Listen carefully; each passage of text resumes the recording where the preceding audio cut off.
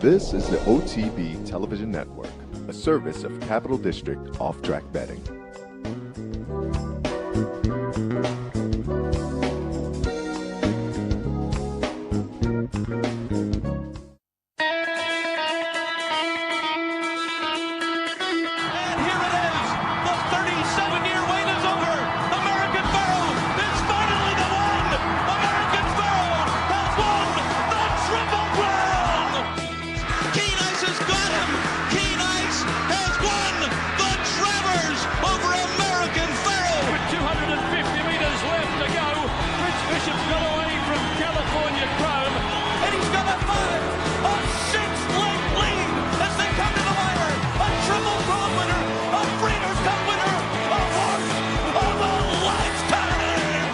Broadcasting live from the Capital OTB studios, this is Racing Across America with Seth Merrow.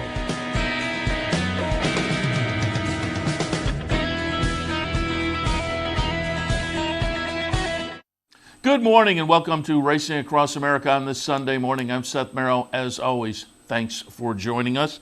Nice day yesterday, and we will spend some time recapping some of that stakes action from yesterday. Also joining us towards the end of the program, Marty McGee from the Daily Racing Forum. He covers Churchill. We'll hit on the Churchill stakes with Marty, including the Stephen Foster. Tom Statot, phenomenal. Midnight Bijou, phenomenal. And so we'll hit on those a little bit later on with Marty. We'll start out, though, Ohio Derby and some of the stakes at Belmont. Before we get going, I always want to remind you, we'd love to have you join us. Play along in the afternoons with us with a Capital OTB Bet account. Best way to do that, swing by the website, capitalotb.com, capitalotbbet.com, and fill out the appropriate information, and you can then take advantage of the sign-up bonus if you deposit $50 or $100 as your initial deposit, and then bet double that amount. As soon as you do bet double that amount, Capital OTB refunds the initial deposit as some free money to play with as a sign-up bonus for brand new accounts. So take advantage of that. And as I say, play along with us in the afternoon. If you do have an account, there is a 3% Churchill Downs bonus currently available. There are some restrictions on that. Check out the website for more information. Don't forget, you can play with an account on your cell phone, your tablet, your computer. I have my computer in here all afternoon as I'm watching and playing along. The interface very easy to use. If you are brand new, the learning curve is not steep. You'll be up and running before you know it. But also, our operators are back. So if you're a Phone-A-Bet customer, you can fire up the phones again. The touchtone was available even during the quarantine period, but the operators are now back as well, so you can use the Phone-A-Bet. Also, some of our branches are open with some restrictions. Wear a mask, social distancing, some limited seating.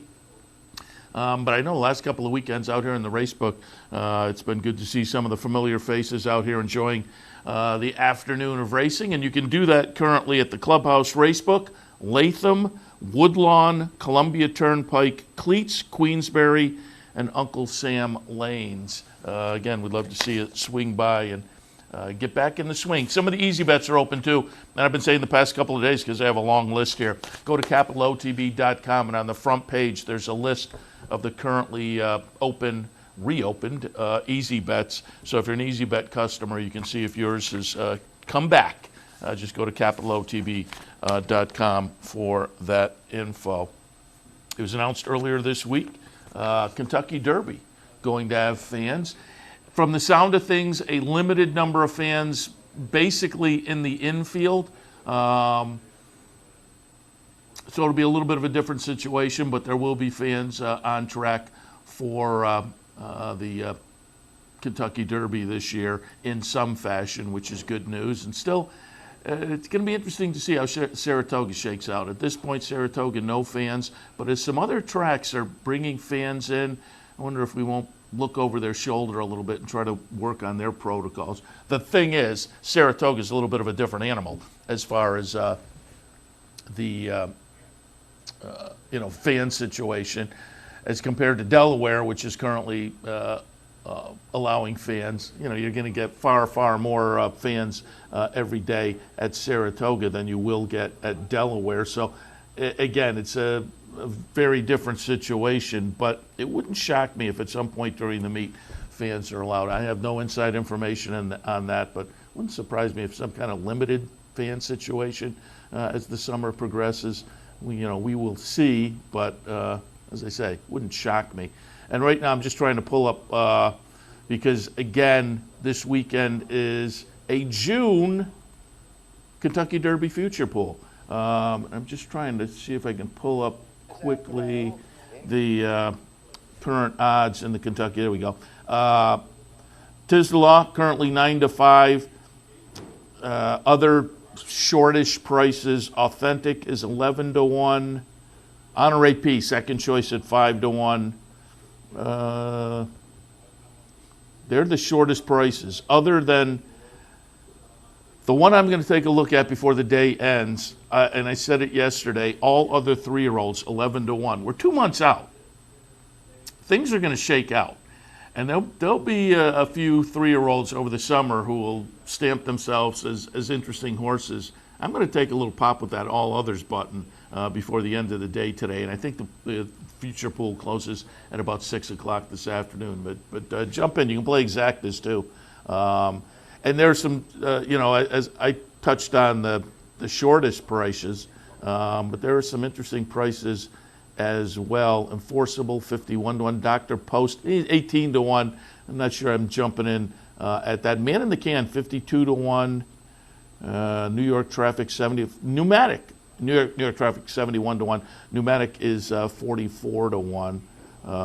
So there's some, if you want to play around a little bit, there are some prices in there to maybe play around. And as I say, play that exacta bet. But I'm going to take a pop again, currently at 11-1 on the all others side of things. Because as I say, by the time the first Saturday in September rolls around, I think that all others ticket will have a few horses that you can potentially root for. All right. Let's go back to the action from yesterday out in Ohio. Thistledown. There was the Ohio Derby, $500,000 up for grabs. Field of 13 after a couple of scratches. The favorite was Storm the Court, last year's Breeders' Cup Juvenile winner. I said yesterday, and I've actually said it a few times since Breeders' Cup Day, I was not thrilled with Storm the Court on Breeders' Cup Day. I wasn't alone as the horse won at 45-1. But my opinion was kind of validated in that the 3-year-old season hasn't been much so far. I did not like Storm the Court yesterday, and he winds up third, but a non-threatening third in here. South Bend, and Storm the Court will be the number 13. South Bend is the number 10 horse. Rafael Bejarano on board. He winds up second, but the winner was Dean Martini. Crafty ride with a local rider on board. Going into the far turn, he kind of comes up the rail and takes the lead. And Tommy Amos was quoted as saying, hey, when it happened, I was kind of like, I'm not sure that's a good move. Because it's just a move you don't normally see. But he took control. I like that. Rather than sit, a lot of these guys will sit, and regardless of how the race is shaping up, they sit and think, I'm going to make my move at the top of the stretch. No. He comes up the rail going into the far turn, takes control with Dean Martini, and then holds off South Bend. South Bend I didn't know what to do with. Stanley Huff and Sagamore. He'd been on the turf in the last few starts, but there were some dirt starts underneath that were okay. So you could have taken a little shot with him. At 9-2, betting public was looking. I thought Dean Martini was playable. I had him right underneath. I put Sproul on top and Dean Martini in the second spot. Got 14-1 on Dean Martini. Sproul, give another look to. Sproul, Belmont runner, better than, wound up 6 yesterday, I think. I think Sproul is better than that. But Dean Martini, again, interesting story in that this horse started in Southern California in the barn of Peter Miller, ran in some maiden special weights, dirt and turf, then moves into the Brad Cox barn, tries some maiden specials down at Oaklawn, runs okay, and then they bring the horse up to Churchill and they try a maiden $50,000 claimer, which they win. So they make the move, let's go into a maiden claimer. We have a horse that in, career start number coming into number 8, didn't have a win yet, so let's move him into a maiden claimer. He wins that pretty nicely. Claimed away. And Tommy Amos claims him for Raise the Bar Racing.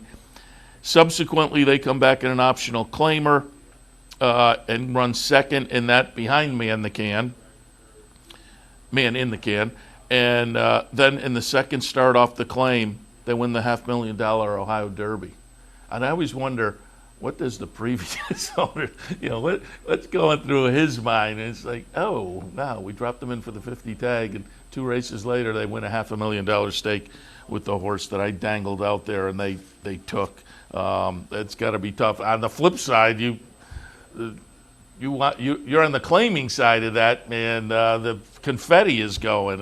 It's just a crafty claim, and as they say, second off the $50,000 claim, they win a $500,000 race with Dean Martini. Tommy Amos training, and again, he picked up the local jockey. The recap article said Amos shipped in, and he shipped into a barn of another trainer he knew that was a former jockey, and he said to the other trainer, who you got a jockey suggestion? He said, this guy. So he picks up Mejias, and as they say, it was kind of a crafty ride with the move on the backstretch to take a hold of the race and get it done. Dean Martini in the Ohio Derby. I said before this race also, this to me was kind of the third string of 3-year-old stakes runners. And I said maybe 1 or 2 horses could come out of this and kind of stamp themselves as horses to watch. Maybe Dean Martini did. He's got enough of a resume that I'm not sure that's the case, but it was a decent looking win. South Bend is maybe interesting for Sagamore, but again, he's got a pretty good resume as well that you could have judged on already. Not so much on dirt, though, for South Bend. So, yeah, those two may be worth watching. Storm the Court, again, running third, but a non-threatening third. He's probably right about where I was judging him ahead of time. So I'm not sure any of these are going to come out and make big noise in any of the major 3-year-old stakes over the summer, but certainly can play in maybe some of the next level down, and we'll see where they all head for next. All right, over to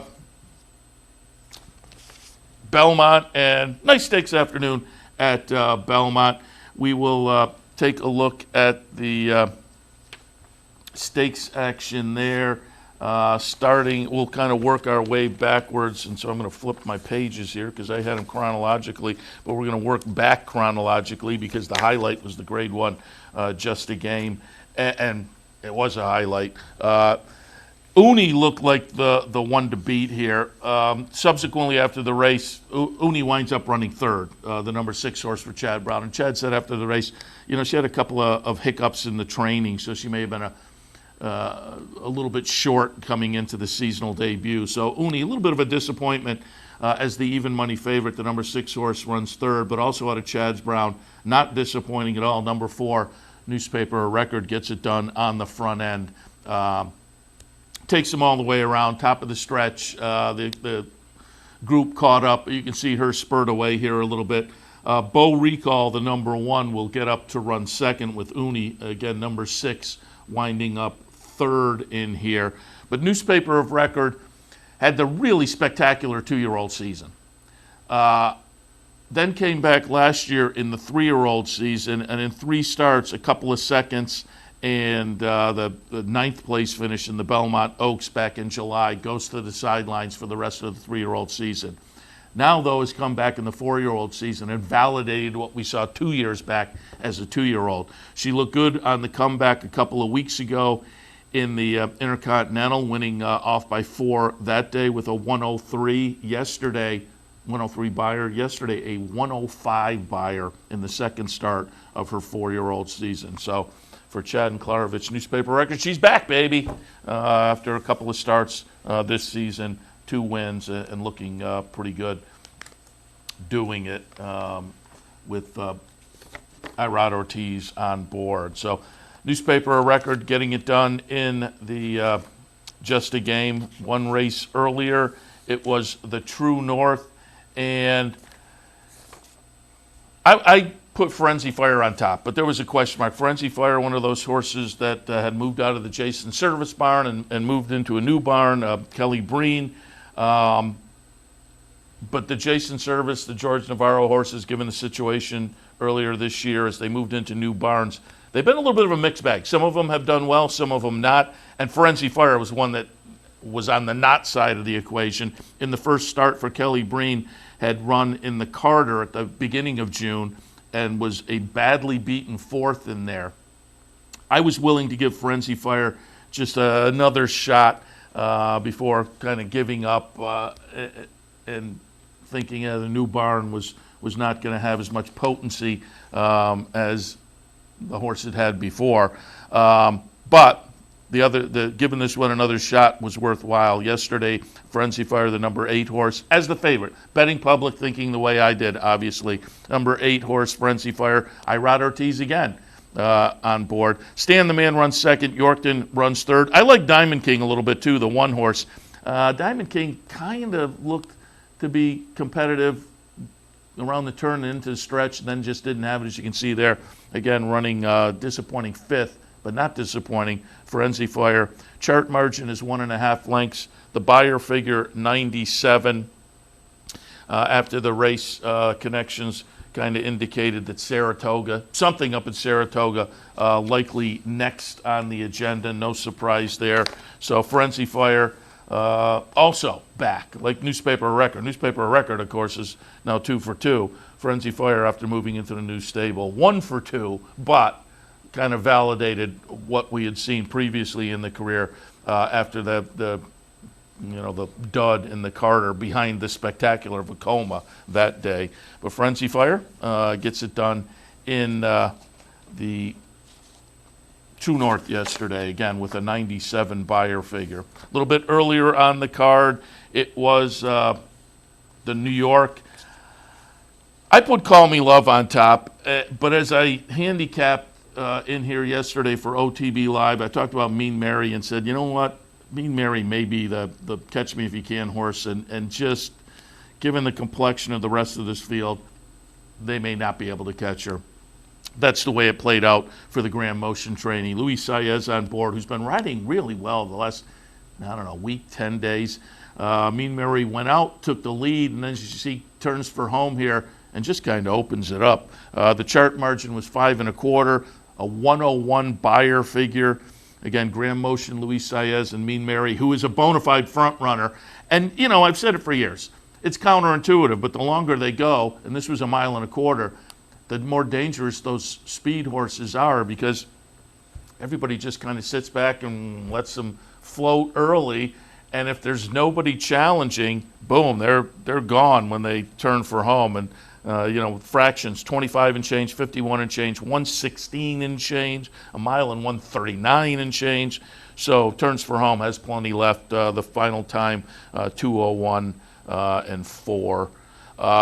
Grand Motion was kind of debating, where do we go, 1.5 miles, or do we go something shorter? And he said potentially the August 8th weigh-in at 1.5 miles up here at Saratoga might be next for Mean Mary, so we'll see. And I said yesterday, at both the Churchill and at Belmont, you would have to think, given the stakes action and the level of performers and the connections, both venues coming out of the stakes would have Saratoga implications, and that certainly proved to be the case with a number of these horses kind of talking about Saratoga Stakes races next, including some of those winners down at Churchill. Finally, the vagrancy yesterday, a little bit of an upset. Well, a little bit. It was a complete upset with Victim of Love getting it done. Come Dancing was the one that the public landed on at 4 to 5. Come Dancing, who had tried the Apple Blossom and thrown in a complete dud, and Come Dancing's the number 5, Victim of Love the number 6, and they just let Victim of Love kind of get the jump on him here.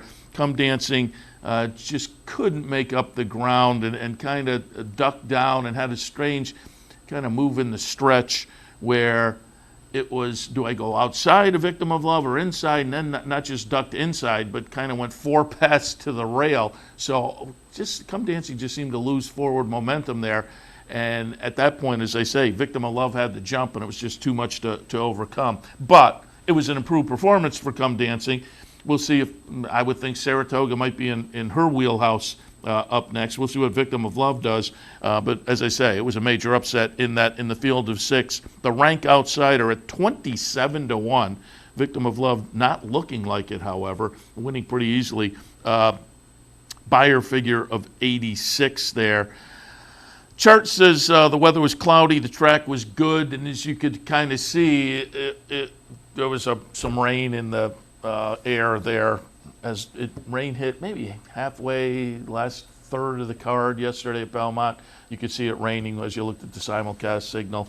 I don't think, it wasn't a deluge or anything, but it may have affected things, particularly raining during the race a little bit. Who knows if it affected performances in that race or not. But come dancing, we'll see. Well, again, it was an improved performance off of the Apple Blossom, which, was a little bit of an experiment. Send her down, no racing anywhere else. Take the shot down at Oak Lawn, but comes back to New York, back into the Carlos Martin barn. And again, it was an improved performance, but gets beat by the $56 winner, Victim of Love.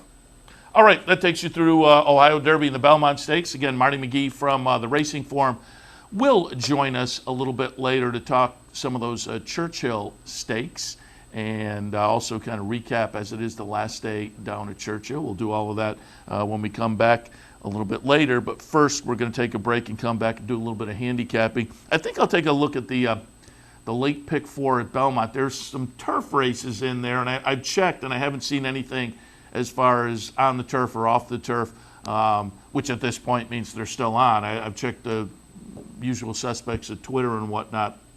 So I'll take a look at that late pick 4 at Belmont, which includes the feature race today. And that'll be our handicapping segment. And again, if things do switch up surface-wise, we'll make changes to our ideas this afternoon on OTB Live. But we'll toss out some ideas on this Sunday morning edition of Racing Across America in just a couple of minutes. We'll take a break, be back for more. Stay tuned.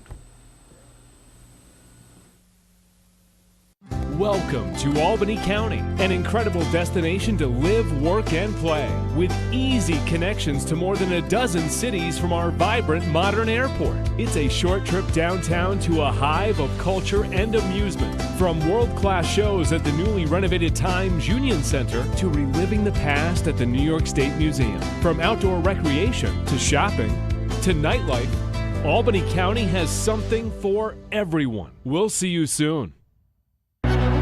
Hits apart as they move down the back stretch.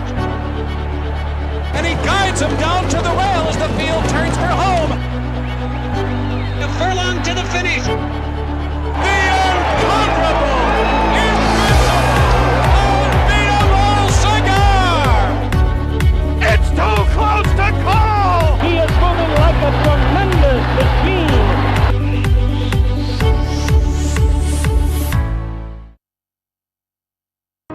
Wagering on horse racing just got a lot easier at Capital OTB with our newly designed state-of-the-art mobile wagering site. Everything you need is right here on one easy-to-navigate mobile platform. Set your favorite tracks, pick your horses, place your bets, all with a simple tap of the screen. Plus, you'll have access to Capital OTB TV for all our network programming. So log on to CapitalOTBBet.com and see just how easy wagering on horse racing can be. Welcome back to Racing Across America on this Sunday morning. I should mention, as I went and checked, as I say, the usual suspects on Twitter and whatnot to see about track conditions down in New York. And again, at this point, I see no change, so I'll go through that late pick 4. But it was announced, our buddy Frank Miramati into sub for John Embriel today down in New York. I guess the next couple of days down in New York, Miramati will give the call, so that'll be fun to hear Frank. In from the West Coast. Frank Miramati calling today down in New York. Always appreciate his calls. Like Johnny I, too. But if there's going to be a sub, Frank's fun to listen to. All right, as I say, there's some turf races, so we'll keep our fingers crossed that things do remain on the turf today. And again, I have kind of double-checked and not seen anything to indicate. Again, pull up, Mark Hennig is usually on that, and I'm just refreshing his.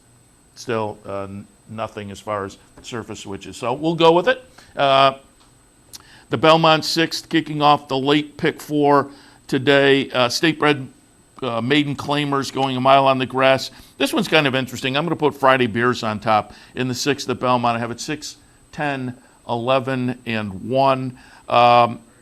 Friday Beers, a New York bred, obviously, in this New York bred race, and debuted in a similar state-bred maiden claimer back in February at Aqueduct. Showed a little punch that day before fading pretty badly late. But I thought that was one to maybe build off of, particularly showing a little bit of punch. Adds the blinkers today, moves into the Rudy Rodriguez barn. I had been trained by Todd Pletcher in the first start, but it's a Mike Rapoli horse, and he uses both Rudy and Todd. By Tapizar. Tapizar pretty good with first-time starters. Last year, he had 81 first-time starters, 8 wins, 11 seconds, 9 thirds for the sire. Luis Saez on board, and as I said, the last week and a half or so, he's been riding very well. So I just think there are some things to think. Yeah, Friday Beers, second start, a little bit of a comeback since the February debut. Might be primed for a much better effort this afternoon in a relatively weak field overall. So we'll put that one on top. Courageous Contender in the second spot off the improved performance last time. First couple of starts were up at the Finger Lakes against Maiden Specials last October and November. Then made a June 13th start in a pretty similar race. So coming back in, what are we talking, 15 days, couple of weeks, kind of a quick turnaround. But second start of the season, I kind of like that. They maybe think, we got a little fitness out of that. This looks like a field will fit in. Buyer-wise, though, that comeback was not only a lifetime best buyer for Courageous Contender by a wide margin, but it's a buyer that fits really nicely with this group. So this horse should probably, because of that buyer, it was a 6th place finish last time, but only 3 lengths, and again, the buyer fits. So I think on that number, the betting public will take a good look at this. I'll be interested to see where they settle in this race. The horse I have down in the 4th position, Self Made, is the 5-2 morning line favorite. Close Up is the horse I have in the 3rd spot, Bielefeld, and then 7-2 on Courageous Contender. But again, I'm going to be interested to see how this does actually shake out. I'm not sure it's going to match up with the morning line. But again, the number 11 in the 3rd spot for me, second-time starter for Dave Donk, who just didn't really show anything in the career debut. But it's one of those situations, again, ran on the 14th of June. So coming back relatively quickly in career start number 2. But just the other day, 3 days ago, a little bit of a bullet workout that looks pretty good. That may indicate, maybe that first start was just, let's get some education, get a nice little workout in, and we'll aim for this race for the more of a breakout performance. Irod Ortiz on board this afternoon, so he's interesting. And then, as I say, the morning line favorite is Self Made. I have that one down in the 4th spot. Not going to argue. They paid quite a bit of money for this horse, trained by Bill Mott, sold up here at Saratoga at the New York Bred Sale in 2018. So I had a little bit of a belated debut at the end of the 2-year-old season. Now makes the 3-year-old debut.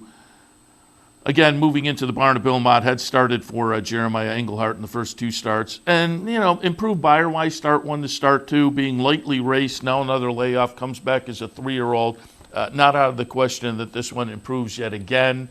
But as I say, I'm going to be interested to see. Morning line favorite. I'm not sure off the first 2. Main special weight to maiden claiming, Bill Mott. This horse will get some attention.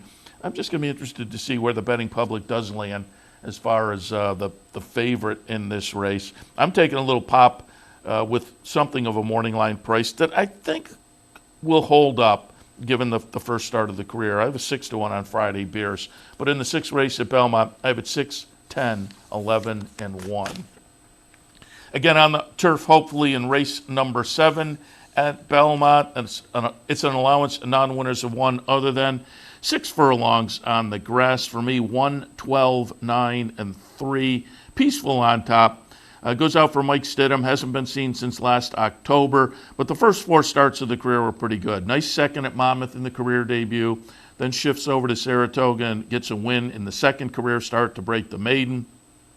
They get ambitious off of that, try a stakes race in career start number 3. runs an okay fourth on a field of 8. They got ambitious. They tried a stakes race and, as I say, didn't run badly. Subsequently back in the more proper non-winners of 1 condition, another 4th place finish, but an improved buyer, and it was a close-up 4th place finish. Goes to the sidelines since then, now comes back for Mike Stidham, has been working at Fair Hill. Looks like the works are pretty good. We'll look for this one to come back at least at the form we saw last year, perhaps being lightly raced, improved form, and if that's the case, Peaceful becomes very dangerous. O'Malley in the 2nd spot. Another one of those horses moves out of the Jason Service barn into the Kelly Breen barn. So as I've said, they've been a little bit of a mixed bag. This horse clearly improved off the claim when moved into the Jason Service barn. So we'll see which direction we go now. Hasn't been seen since Gulfstream in February. Good 2nd place finish with a lifetime best buyer number. If this horse can come back with that kind of form, we'll see. The workouts are okay. May 23rd down at Palm Meadows, and then June 23rd up here at Belmont. Both of those workouts, nice 48 and change works that seem to indicate the horse has the potential to come back and be okay. We'll see. O'Malley in the mix for me, though. Mo My in the 3rd spot. Doug O'Neill trainee coming east from Southern California. All the races on the resume, Del Mar and Santa Anita. But the last race was just a few weeks ago, really, 17th of May out at Santa Anita. And it was a turf sprint. So basing on that, basing on the buyer number, and just thinking, Doug O'Neill maybe making a crafty move coming east to try turf sprinters here, all adds up that Mo My should be a contender. Plus, you get Luis Saez on board. And again, right now, he's a bonus to me. He's just riding very well. Kariba in the 3rd spot for Christophe Clement, who this is one of those where I always look and kind of think, I may regret moving this one down to where I did. It's Cheryl Rosario, turf sprinting. Christophe Clement, a horse that has fired in the last couple of starts with the move to turf, a couple of good races. And that Morning Line, is the Morning Line favorite. And I won't be surprised if this horse takes action in the afternoon and becomes the actual favorite as well. I may regret putting the number 3 down in the 4th spot. But as I say, the others that I leaned on just were a little more interesting, perhaps. We'll see how it plays out in the 7th. I have it 1, 12, 9, and 3. Feature race at Belmont today is the Bowery. It's for 3-year-old New York-bred fillies going 7 furlongs. This is going to be fun to watch. Critical Value, the 3-year-old debut, 1, 4, 2, and 6. Critical Value is 10 Strike Racing. That's our friend Marshall Graham. We've had him on the show up at Saratoga. We had him on the show when we were out in Vegas, as he is a contest player as well as an owner. And we talked to him out in Vegas a little bit about the contest and owning horses and whatnot. And he actually talked about Critical Value because when we were talking out in Vegas, still upcoming were the New York bred 2019 season-ending awards. And it wound up that Critical Value was the New York bred champion 2-year-old filly. Marcia was kind of hoping that would shake out that way. It did. She had a really, really nice 2-year-old season. Second, close-up, a very close-up second in the career debut at Saratoga. Second start, she breaks the maiden pretty easily. Third start, they try a New York bred stakes race, $250,000 stakes race. She wins that.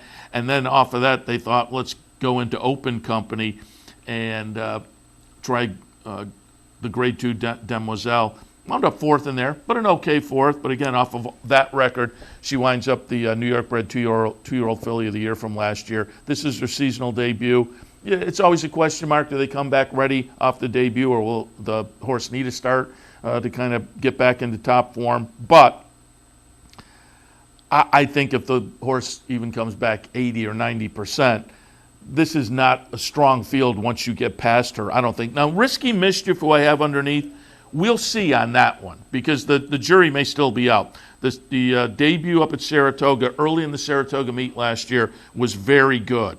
It was a win. It was a good win. Subsequent to that, they thought, well, let's go to the end of the meet and try the Grade 1 spin away. And she winds up a well-beaten 6 behind Perfect Alibi and Frank's Raquette. But, A, I credit them for taking the shot, and B, that they took the shot says, well, we have some confidence in this horse. So with only the 2 starts and the promising debut, Risky Mischief is still a little bit of an unknown. And then when I said the field, once you get past critical value, doesn't look particularly strong, Risky Mischief may be the exception to that. And it won't surprise me if she winds up running well in here. Eichester Cheetah, the races 2 and 3 back, February at Charlestown, February at Aqueduct, had numbers that are pretty good fit with this bunch. Subsequently, an off-the-turfer at Churchill last time, not so much, but it was 5.5 in an off-the-turf event. This is probably a little more suited to her this afternoon. So, as I said, in the Bowery, it's going to be interesting to watch just to see how critical value does on the comeback with that New York bred champion 2-year-old filly trophy on the mantelpiece. How does she come back as a 3-year-old? Finally, we'll wrap up the late pick 4 at Belmont today, again on the turf, and again we're keeping our fingers crossed. And I haven't even looked at the weather really down there. I just know at the end of the day yesterday they had a little bit of weather. But so far from everything I've seen, there's been no word that things are switched up at this point. So we'll keep our fingers crossed on the weather situation. Again on the turf, state bred maiden specials in the 9th race. I have it 9, 1, 11, and 4. Crescent Lady on top. 3 starts last year were pretty good, number-wise, as compared to this bunch. Subsequently, the seasonal debut this year, not quite as strong. The number went backwards a little bit. I just have a feeling this horse may benefit from that and rebound to the numbers we saw in the 3 starts last year, which put this horse right in the thick of things. Getting 5-1 on the morning line. Be interested to see how it's going to shake out when the betting public, I have a feeling the betting public is going to think similarly to where I am, but I'm not sure enough to knock the 5-1 down too much. But we'll put Crescent Lady on top. Kiss and Run from our friends at West Point Thoroughbreds and Partners, a Cherie DeVoe trainee who has had a couple of starts so far. Debuted last summer up at Saratoga. Okay debut to build off of. 4th in a field of 10. Then came back, that was August, came back in April down at Gulfstream and wound up 10th. But not beaten badly, less than 6 lengths out of the mix. But the buyer number moved up nicely and moved up to a spot that fits with this field. And also, obviously, being down at Gulfstream, was facing open company, gets back in against the more friendly New York bred confines this afternoon. So Kiss and Run in the 2nd spot. And then in the 3rd spot, St. Mare Anglais. Pretty good looking debut for Tommy Bush. Irod Ortiz will be on board this afternoon. The debut, however, was at Saratoga last summer, so what will we get on the comeback? The workouts aren't really giving any signal of what we'll get necessarily, but again, given the career debut, I thought, maybe we get back to something like that off the layoff for the season, and if we do, or if, like I often say, lightly raced 2-year-old, lightly raced 3-year-olds, as they get a break and come back the next season, they can show improvement in that first start back. If that's the case for St. Mare Anglais, this horse becomes obviously a contender in with this bunch. So in the 9th and final at Belmont today, 9, 1, 11, and 4. All right. That takes you through a little handicapping for this afternoon. A little bit earlier, we took a look at the Ohio Derby results and the 4 stakes at Belmont. We'll take a break. We'll come back. We'll focus on really, really nice stakes action at Churchill yesterday. We'll do that with Marty McGee. He covers Churchill Downs Racing, Kentucky Racing, Florida in the wintertime, but Kentucky Racing for the Daily Racing Forum. We'll get some of Marty's thoughts on the great stakes action yesterday at Churchill Downs right after this. Stay tuned.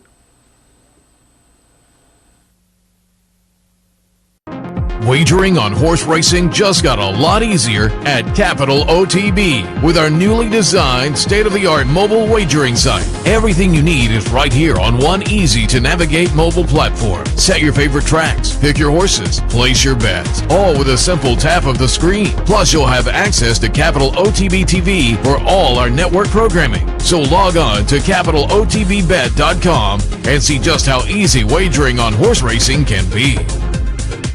No matter where in the world you are, the excitement of wagering on horse racing is just a click away. You'll get live streaming, past performances, race replays, our virtual tote board, analysis and selections from professional handicappers, a simple, safe, and secure wagering platform, and best of all, you get track prices. CapitalOTBBet.com. Bet any place, anytime at CapitalOTBBet.com. And be sure to download our new mobile app from the iTunes Store or Google Play. Birdstone is an outside front. They're coming down to the finish. Can Smarty Jones hold on? Here comes Birdstone. Birdstone surges past. Birdstone wins the Belmont Stakes. In front, but here comes High Chaparral. High Chaparral, the defending champ, to take it to Bob. These two arch rivals head to head with Joe Hart bearing down on them. It's going to be a three-horse photo finish in the turn. Here's the wire. Photo finish. Welcome back to Racing Across America. As promised before the break, we are joined now by Marty McGee, covering Churchill Downs for the Daily Racing Form at this time of year. Marty, good morning. Hey, Seth, how are you? Thanks for having me. Very good. Happy to have you on board because it was a big day at Churchill and a really great meet. And we'll kind of recap both the stakes action yesterday and the meet in general.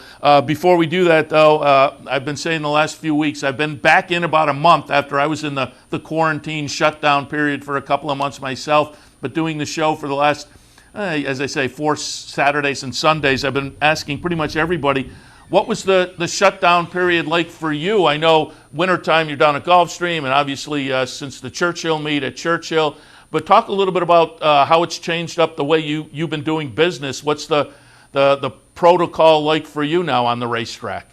Well, it's been a lot of phone work, I can tell you that. Yeah. Text and calls, and fortunately I've got guys like Steve Asmussen and Brad Cox and Mike Maker on speed dial, so it's it's me and Netflix and the couch is what it's been like, and my computer. So media was not allowed to go to Churchill during this meet for obvious reasons. Keeneland, however, is opening it up on a limited basis, so I should be able to go there when they run that 1 week meet from July 8 to 12. So it is easing up a little bit here in Kentucky, but otherwise it's been like it has been everywhere else in the country, Seth, and that is just a lot of restrictions, and understandably so. Couch and Netflix, I'm very familiar with that. I think we all are. Everybody, that's been the byword for the past couple of months. Give me what are you watching on Netflix? And by the time that I got back into the studio, I'd watched everything I had wanted to on Netflix. Well, I ran the table on Ozark. I ran the table on Outlander. I'm into this thing called Bosch now. That might be Amazon Prime, but it's just it's like getting away from the real world is what it is. Because if you switch channels and turn on the news, it's all pretty depressing. Yeah, no, that's it. I said that early on. I said just watch a little bit of the news and then go over to Netflix, because too much of the news is not going to be good for the mental health. But slowly but surely things kind of opened up, and we've gotten some sense of normalcy in the horse racing game, and that's been true with Churchill Downs getting back into action. I think it's been a fun meet, and as I said, we'll kind of recap that a little bit later on. But let's take a look at some of the action yesterday, because boy, it was a great card, and it played out the way you would want it to. With the storylines that we were expecting, and we saw those kind of performances. And we'll start out in the Foster.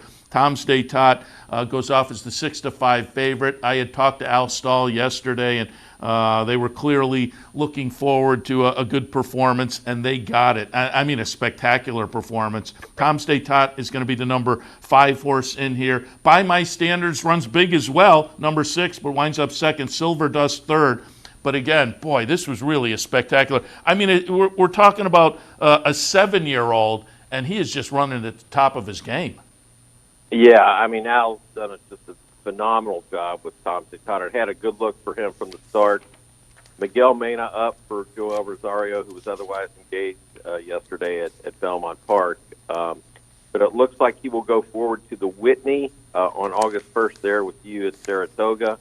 That's not totally for sure, but when Al and I were talking this morning, it was like, what else would you do? So it pretty much looks like that. The main question is, the filly you're going to show here shortly is Midnight Bizou. What are they going to do with her? I've not heard back from her connections, but there's speculation that if she really wants to go ahead and try for Horse of the Year, which you would think they would, maybe she too will run on the Whitney, which would make for a huge race. With Bob Baffert having some of his good horses like Maximum Security out there in California, surely eyeballing the Whitney too. Yeah, I had Al on yesterday, and I said to him, because I had looked it up, I said, well, why not go take the blame route? Foster, Whitney, because he's clearly thinking Breeders' Cup Classic and kind of working back, but he had worked that formula with blame, and so you would think Tom's Day Tot logical for the Whitney, yeah.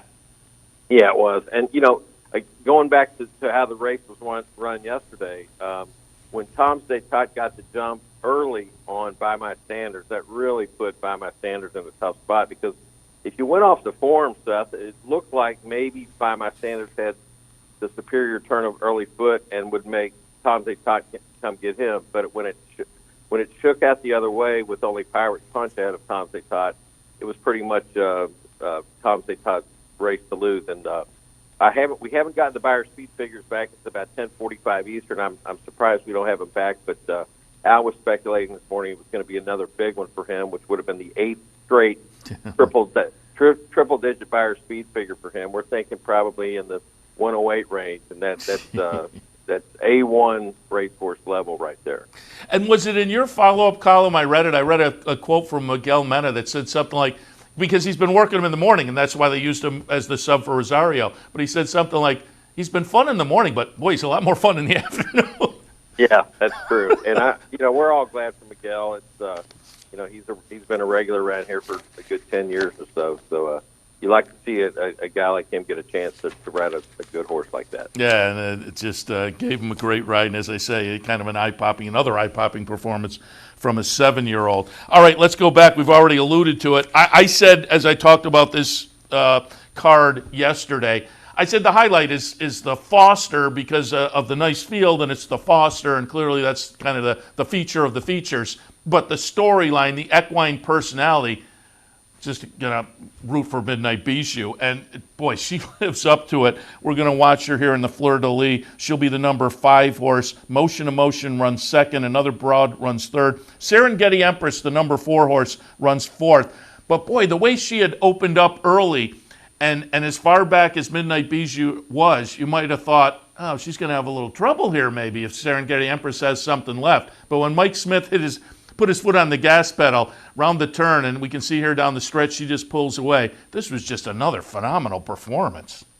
Yeah, both the Fleur-de-Lis and the Foster were running a mile and an eighth, and the times were different, but you got to take into account, of course, the way that Mike Smith pretty much just let Midnight Bizou jog down the lane when he knew that she had it won. So Serengeti Empress, as she had done as a 2-year-old in the Pocahontas at Churchill, and last year in the Kentucky Oaks at Churchill, there was no secret about her tactics. Joe Talamo just wanted to go ahead and spread eagle the field, and it worked out that way for a little bit. But then here came that guy Mike Smith, who Joe knows real well from their times in California, and it was all over but the shouting. So, we're all interested to see how they will work backward from the Breeders' Cup. She did have a win in your in yesterday to the distaff, but as you know, if you want to win the Horse of the Year, she's probably going to have to run against the boys at some point. Yeah, the Whitney, that is very, very intriguing. It'll be fun to see because she's just fabulous. And Steve Asmussen said it, thanked the owners for bringing her back this year, and that they did. It's been special for racing fans as well. The 7-year-old Tom's Day Tot, the 5-year-old Midnight Bijou, who would normally be in the breeding shed by now, they will provide a fun year, no question about it. Potentially some talent as well on display in the Bashford Manor. It's 2-year-olds. I said it yesterday. The 2-year-old stakes this time of year, it's hard to say whether we have a horse we'll still be watching next year as a 3-year-old. But clearly, these are, particularly for up in our neighborhood, 2-year-olds in stakes races this time of year are going to play into the Sanford and the Hopeful and those kind of races. And I think that may be the case for Cazadero, who looked good in career start number 2, winning the Bashford Manor yesterday. Cazadero's the number 6 horse. County Final number 7 runs second. Herd Immunity number 5 runs third. But boy, this was, again, following up on the career debut that looked pretty good. Cazadero looked pretty good yesterday, winning the stake, the Bashford Manor. Yeah, the rich get richer. Steve Asmussen was another good one. The Stone Street Stables homebred Cazadero. He's by Street Sense, so you would think that means he has potential next year as a 3-year-old. But in the meantime, Seth, you'll probably get to watch him there as a pretty solid favorite, whichever of the 2-year-old stakes that Steve picks out for him. Yeah, you would think Stone Street and Steve Asmussen, and they'd be looking up at, as I say, Sanford, Saratoga Special, the Hopeful, something like that, you would have to think. And Barbara Banke was in the winner's circle afterwards talking about the fact that they put this horse through the sales ring, but they didn't get the reserve met, so it worked out very well for her. Yeah, that's a pretty fortuitous turn of events for her. All right, let's take a look at the Regret, which wound up the day. This was kind of fun. I couldn't pull the trigger on Harvey's Little Goyle, but I know a lot of folks thought that she was going to be clever in the Regret for Bill Mott, coming out of the Fantasy last time where she was a complete dud. But she had started the career on the turf, ran 4th in the career debut, subsequently had a couple of dirt starts that were good and wins, the Busanda being a stakes win for her. But now the return to turf, as I say, I didn't quite know what to do with her myself. I put Crystal Cliffs on top. Crystal Cliffs will run second, just runs out of time as Harvey's Little Goyle keeps her at bay coming down the lane. But again, it was an interesting kind of a scenario, and I know a lot of people thought, it might be an interesting play in here. They wound up with a nice $24 and change mutual for the Bill Mott runner, Harvey's Little Goyle. Yeah, like you said, she was relatively unproven on the grass, and that's why she paid the price she did, because the race did look pretty deep on paper. Nice effort from the top 2, and you would think that Bill Mott might want to go turf to dirt and try her in an Oaks prep. Of course, Oaks has been rescheduled for September the 4th. Billy also had a horse named Paris Lights earlier in the day yesterday win an allowance race the right way, so looks like it was a pretty productive day for the Hall of Fame trainer Bill Mott at Churchill Downs. Yeah, and speaking of trainers, let's shift gears and do a little recap on some of the notes from the end of the meet. I pulled up the Equibase stats last night, and going into the final day, Steve Asmussen and Brad Cox, who you mentioned on your speed dial, you'll be reaching out, I'm sure, to one or the other at the end of the day. They're tied going into this final card, 16 wins each. Interesting because it's been a funny meet with some names you don't normally see because of the situation. But Chad Brown is sitting tied for number 4 with Tommy Amos. And Chad Brown at Churchill you don't normally see. But, and we're showing the pictures on the screen now, Brad Cox, Steve Asmussen. The storyline that really was kind of bubbling up and was interesting, Dale Roman's on the right side of our screen. And Dale Roman surpassed a couple of weeks ago by Steve Asmussen as the all-time winner at Churchill. But Roman subsequently fought back, and they've had a nice little ding-dong battle, Asmussen and Romans, for the all-time leader down at Churchill this meet.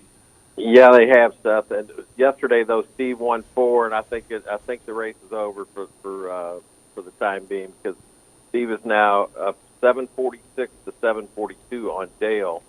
And as far as this current meet, it's 16 to 16, as you mentioned. Steve has 4 horses in today on the 9-race card at Churchill, and Brad Cox has 2 in. I think they both might win one. It could be a tie, but nonetheless, it's been a real good race, both for the all-time Churchill title and for this current meet title. Yeah, kind of fun. Asmussen, obviously a name that's been around for years and has pocketed the wins in bushels, but Brad Cox, an up-and-comer, so it'll be fun to watch the last day, but watch those two going forward as well.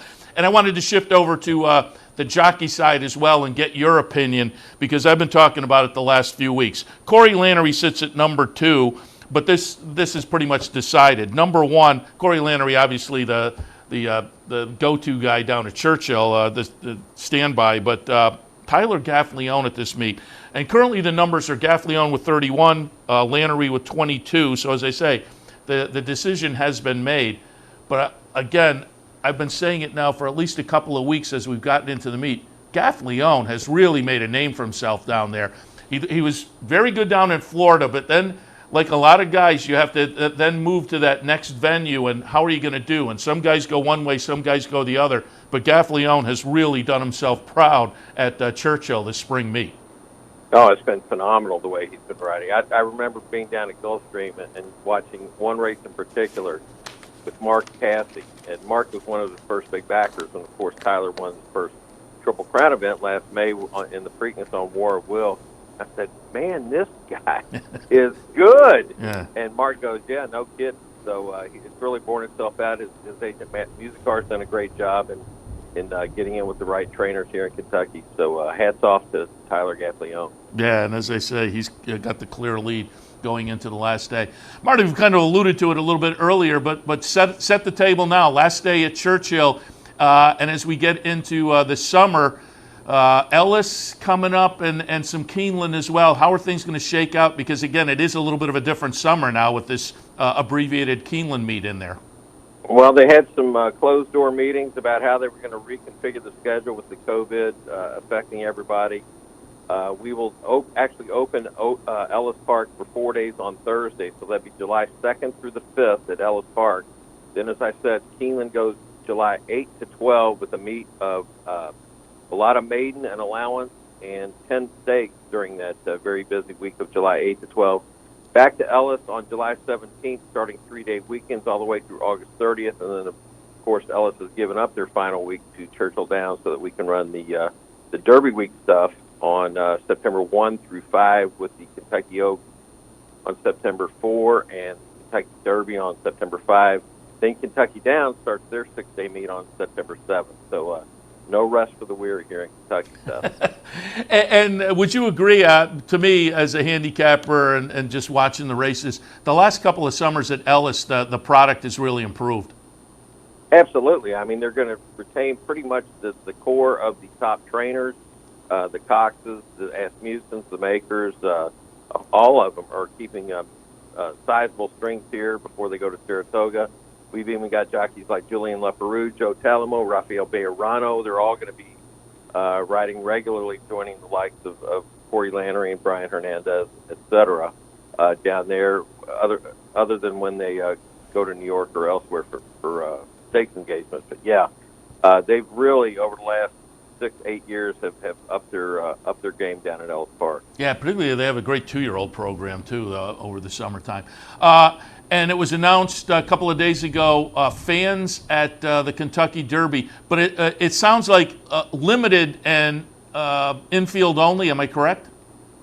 Infield only for the general admission, and the way they're going to kind of cull back the seating is, as I understand it, people who turn in their tickets, they will not be resold, as opposed to, going out and maxing out their ticket market. So I think the estimate that the track president Kevin Flannery gave the other day is about maybe 60,000 to 80,000. And normally it's twice that much. So they're very, very cognizant of this pandemic situation. Yeah, it's a different era, but we're kind of plowing through and racing, being one of the only sports out there. I think we've taken advantage of it nicely, and part of that was the nice Churchill Downs. Oh, we didn't mention, because I thought of it when we talked about Midnight Bijou. How about Monomoy Girl? I mean, just that she had the big layoff and came back. I don't know whether it was a spectacular comeback. I think we're going to find out if it's validated in her next start. But again, that was just part of what has been a really nice Churchill Downs meet, the comeback of Monomoy Girl.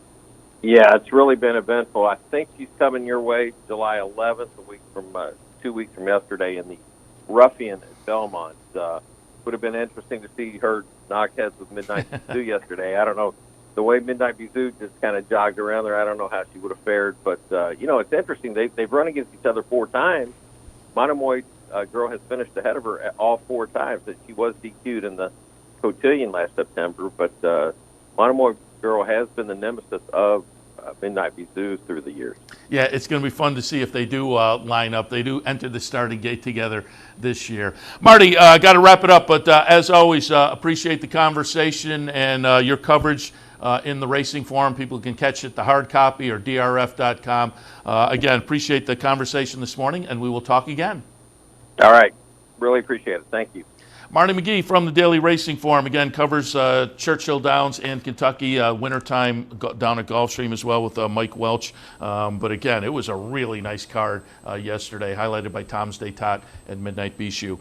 All right, I'm going to wrap things up for this edition of Racing Across America. Again, we'll be back in about an hour and a half or so, maybe a little longer than that, for OTB Live on Sunday afternoon. We'll take a look at a little Churchill, a little Belmont, maybe some Saratoga harness as well, and much, much more on the afternoon edition of OTB Live. So we'll wrap it up. I'm just kind of thinking if, once again, I'll remind you that we do have branches open right now. So by all means, Clubhouse Racebook is open. I had my list here. I think my list is right here. Clubhouse Racebook, Latham, Woodlawn, Columbia Turnpike, Cleats, Queensbury, and Uncle Sam Lanes. Do want to keep reminding you of that because it's just been, about a week and a half or so we've been. But a couple of weeks, we were open for a period where you could come in and go out, but now you can hang out for the afternoon. Again, it's a little bit different. Wear your mask. There is some social distancing and a little more of a limited capacity, but you can pop in and watch some races during the afternoon at those locations, and we'd love to have you swing by this afternoon and take advantage of that. If I'm not mistaken, I'm hearing it rain on the roof, so it's not as nice today as it was yesterday, so it may be a great day to sit back and watch some of the races. If you can't make it to one of the branches, watch us at home during the afternoon and play on the computer, see if we can cash some tickets, and we'll be back in, and as I say, about an hour and a half with OTB Live on this Sunday afternoon. We'll see you then.